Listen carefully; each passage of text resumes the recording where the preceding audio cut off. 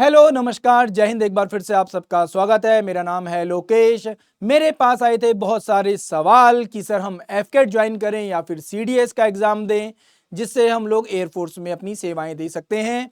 तो भाई सवाल बड़ा ही सिंपल है पर इसका आंसर भी देना जरूरी था। तो अब आपके सामने सबसे पहली एक चीज मैं बता दूं कि इसका मात्र एक लक्ष्य यही है कि देश को सबसे बेहतर युवक और युवतियां मिल सकें जो एयरफोर्स को ज्वाइन कर सकें, जो देश की सेवा में कार्यरत रह सकें। तो आपके सवाल का बहुत बेहतर सा आंसर मैंने दिया है। यहां पर एक एक करके सारी चीजों को समझते हैं, डिफरेंस क्या है दोनों में वो भी हम लोग यहां पर समझते हैं। भाई रास्ते भले ही अलग हैं पर लक्ष्य एक ही है। अब सबसे बड़ी बात, दोनों के लिए ही सेपरेट एप्लीकेशन आती हैं, दोनों की ही एग्जाम बॉडीज अलग अलग हैं और एग्जाम का पैटर्न भी अलग है। ठीक है, एग्जाम को हैंडल करने के लिए स्ट्रेटजी भी आपको अलग ही बनानी पड़ेगी। But yes, SSB and medical की कंडीशंस बिल्कुल सिमिलर रहती हैं। फाइनली आपकी मेरिट लिस्ट लगती है एंड उसके बाद अपनी आप रिस्पेक्टेड एकेडमीज में रिपोर्ट करते हैं और आपके आने वाला सफर की शुरुआत यहीं से आपको देखने को मिलती है। सही मायने में देखा जाए सफर की शुरुआत उसी दिन हो जाती है जिस दिन आप ये डिसाइड करते हैं कि आपको देश की सेवा के लिए उस वर्दी को धारण करना है।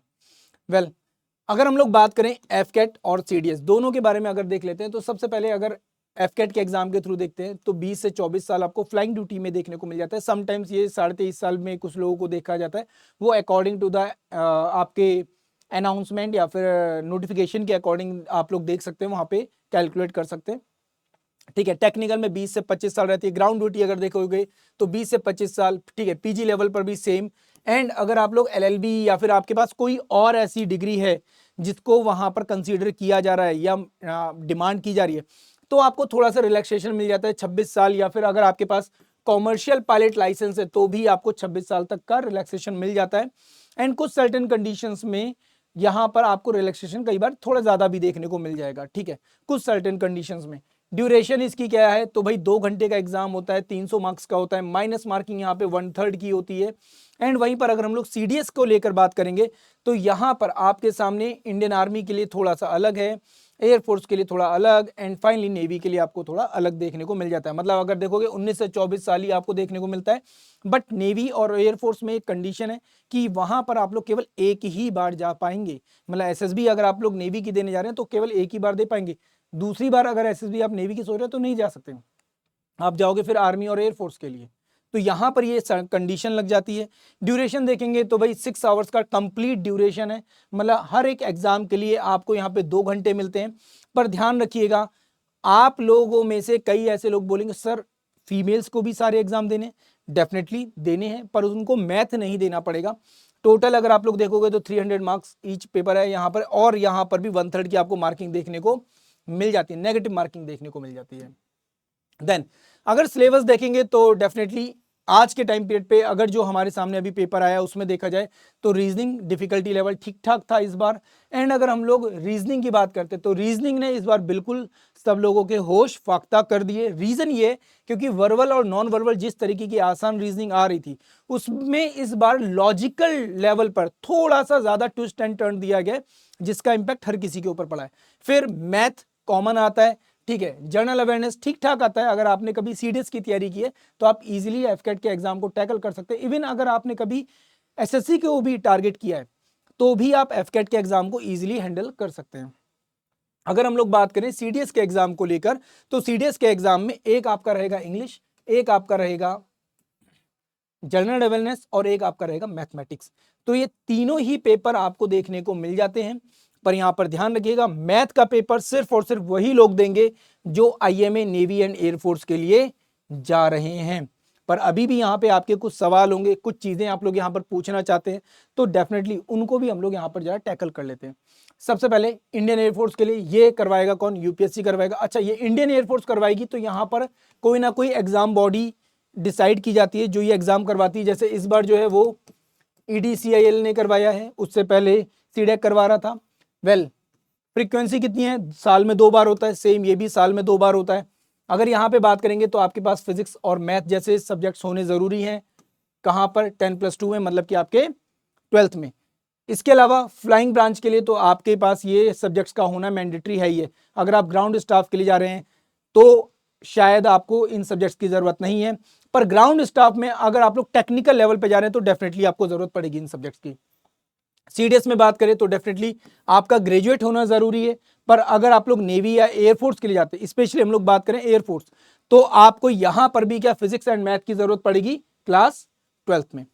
ठीक है, फिर अगर हम लोग बात करें तो एज लिमिट आपको पता चली गई है, मैंने पीछे बता दी। सेम यहां पर भी एज लिमिट आपको पीछे बता दी गई है आपके सामने।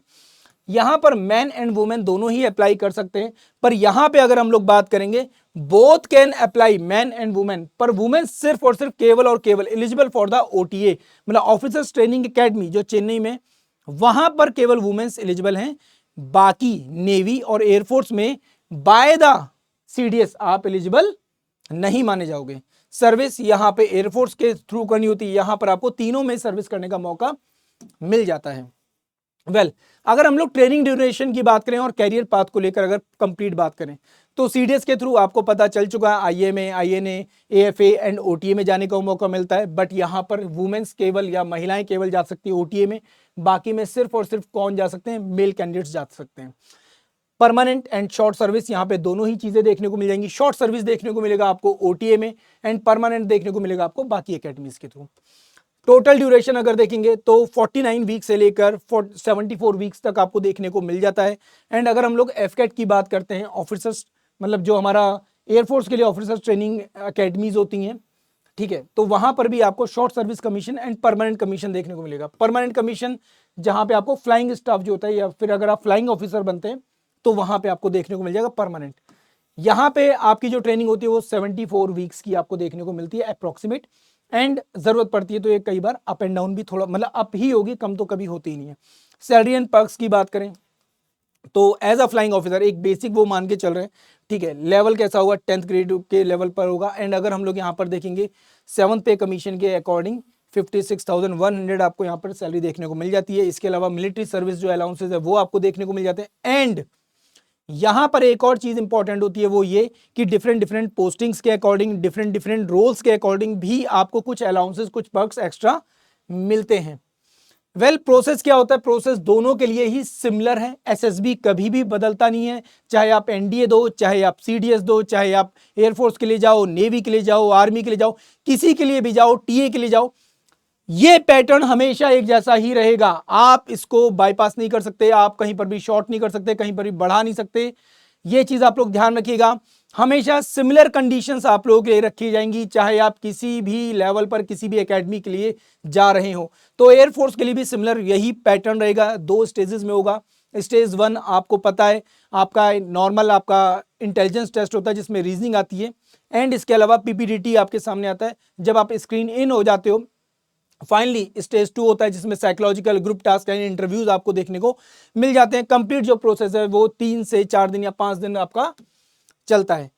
इसके साथ साथ यहां पर एक और चीज आपको देखने को मिल जाती है, वो देखने को मिलता है क्या कि आज के टाइम पीरियड पे कुछ मेडिकल कंडीशंस को भी यहां पे कंसीडर किया जा रहा है। तो मेल एंड फीमेल के लिए ये मेडिकल कंडीशंस आपको पता होनी चाहिए, जो आने वाले टाइम पीरियड पे हो सकता है शायद सभी जगह पर लागू हो जाए। ऑफिसर्स के लिए कौन कौन से वो OLQs हैं जो होने चाहिए, तो ये आपके सामने वो सारे के सारे OLQs हैं। प्लीज इसकी स्क्रीनशॉट ले लीजिए, अपने मिरर के सामने लगा लीजिए, एंड ये निर्धारित कीजिए क्या क्या कमियां आपके अंदर हैं, आप उनको कैसे कवर कर सकते हो, कैसे उन कमियों को खत्म कर सकते हो। उम्मीद करता हूं आपके जो भी डाउट होंगे एफकेट को लेकर या सीडीएस एएफए को लेकर वो यहां पर क्लियर हो चुके होंगे। फर्क सिर्फ इतना है, एफकेट में आपको मैक्सिमम चांसेस मिल देंगे, मैक्सिमम चांसेस मिलते हैं शॉर्ट सर्विस कमीशन के, वहीं पर सीडीएस में आपको मैक्सिमम चांसेस मिल जाते हैं परमानेंट कमीशन के, but CDS only for the boys and AFCAT both boys and girls. आपको निर्धारित करना है कि आप किस माध्यम से देश की सेवा के लिए जुड़ना चाहते हैं। आपका ये निर्णय आपके आने वाले भविष्य में आपको बहुत आगे लेकर जाएगा, एंड उसमें हम हमेशा आपके साथ रहेंगे। Thank you so much. जय हिंद।